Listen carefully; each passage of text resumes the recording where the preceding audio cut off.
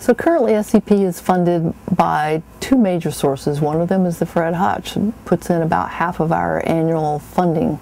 The second major funder is the Howard Hughes Medical Institute. They've funded us since 1994 through a series of highly competitive multi-year grants.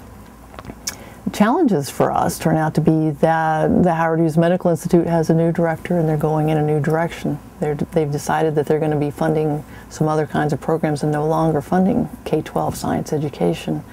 Multi-year money is really hard to get. So that's a challenge that's coming up for us right now. You can't run a program on a lot of small bits. You can't really have a plan of this is what we'll be doing over the next 3 years if you're looking for $5,000 here and $10,000 there. So we're in the process of trying to find other multi-year sources of funding, and I think that's going to be hard. There are not very many agencies that directly fund science education and really do that in a multi-year kind of way. So what do the funds go for when we bring in grants? We have some things that are kind of easy for us to say this is what your money's going to go for. Here's a new kit. The gel electrophoresis kit, that's the most popular one that we have, has about $10,000 worth of equipment and supplies in there. And it lets teachers teach a variety of different activities all out of one kit. There's learning to use the metric system of measuring and micropipettes, measuring the small volumes, moving DNA molecules and understanding how that works, putting genes into bacteria. We have kits to support that.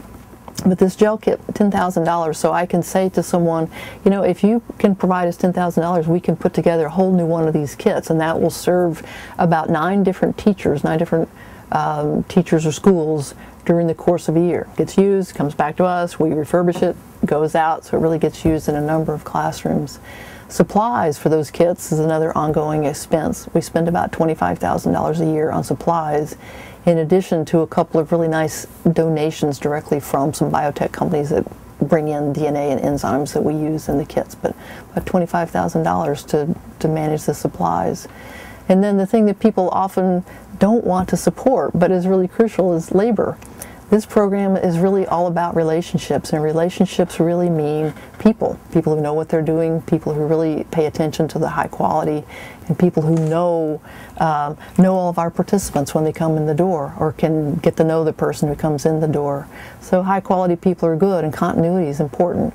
That means funding for staff. There's 3 of us who work full-time, plus a kid assistant. We usually keep one person as a part-time university student who gets a chance to be in a lab but also is helping us with all the repacking of kits.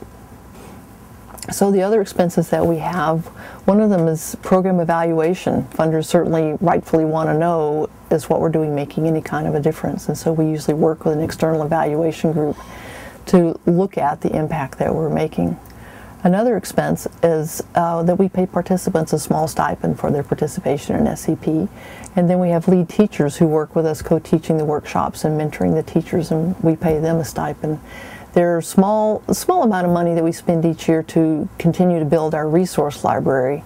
That library includes a number of books and curricula, and these days it's more, used to be videos, now it's DVDs, and a new piece is models, molecular models that help people understand in a 3D way when we're talking about DNA or proteins, what are those.